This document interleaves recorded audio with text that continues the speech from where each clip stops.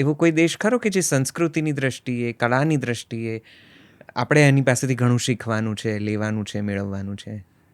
કે આપણને જે મોન્યુમેન્ટ બનાવવાનો જે શોખ છે ને, કે દુનિયાનું વોટેવર મોટામાં મોટું હોય ને ઊંચામાં ઊંચું હોય ને એને તેને બધું જે સર્વોચ્ચ એ જે આપણો, તે એમાં હું કહીશ કે દુનિયાનું સૌથી સુંદર, સૌથી ઇફેક્ટિવ મોન્યુમેન્ટ એ સાઉથ આફ્રિકામાં છે.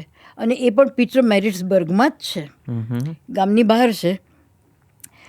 સાઉથ આફ્રિકા જેવો દેશ બહુ નસીબદાર કે એમાં 3 પેટ્રિયોટ્સ મળ્યા, 3 દેશભક્તો મળ્યા. આપણા મોકા તો ખરા જ, પણ મંડેલા અને દેશમન્ડ ટુટુ એ તો હજી પણ છે ને, એ સમાજની સર્વિસમાં જ છે પોતે.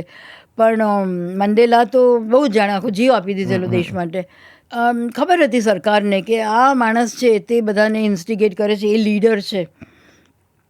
એક વખત એ મિટિંગમાં જતા હતા અને એ જે પીટર મેરિટ્સબર્ગનો એરિયા છે ને તેને નાતાલ ક્વાઝુલુ કહે છે, નાતાલ ક્વાઝુલુ એરિયા કહે છે. એટલે એમાં બહુ બધા જંગલ ને એવો પ્રદેશ છે, થોડું હિલી અને જંગલો ને એવું બધું, ત્યાં જઈ રહેતા હતા. તો ત્યાંથી એ ડ્રાઈવ કરીને એ જ્યાં મિટિંગ હતી ને ત્યાં જતા હતા. પણ કોઈકે કહી દીધું હશે પોલીસને કે સરકારને કે આ રસ્તે જવાના છે.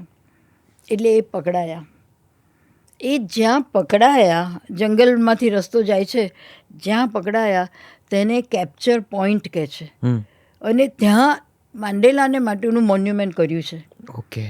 અને એ મોન્યુમેન્ટ એટલું બધું આર્ટિસ્ટિક છે કે એને હું વર્ણવું તો પણ માની નહીં શકો. એમાં એ પથમાં જતાં જતાં તમે એક પોઈન્ટ ઉપર એવા આવો, ત્યાં આમ લીટી દોરેલી છે અથવા ઈંટ મૂકીને એમ કે એક જગ્યા બતાવેલી છે, ત્યાં તમે ઊભા રહો, મંડેલાનું આખું મોઢું એ પિલર્સમાંથી નીકળી આવે. આખું રીતસર આ પાંપણો ને એનું બધું જ દેખાય, એવી જાતની કળા. અને એક પગલું આમ જાઓ તો એ મોઢું કપાઈ જાય, એટલે થોડું થોડુંક દેખાય, પણ એ જગ્યાએથી આખું મોઢું દેખાય. એટલે હું તો એક છક્ક જ થઈ ગઈ. મેં કહું આ જે મોન્યુમેન્ટ છે એટલું બધું સટલ છે, કશું જ ડિસ્ટર્બ નથી કર્યું કુદરતનું, કંઈ જ કોઈ ઝાડ નથી કાપ્યા અને કોઈને ઝૂંપડા નથી તોડ્યા અને કશું જ નથી કર્યું ત્યાં. બસ એ મોન્યુમેન્ટ. એટલે હું કહું કે દુનિયાનું સારામાં સારું મોન્યુમેન્ટ એ છે, તાજમહલ પછી અથવા ઇવન તાજમહલ પહેલાં.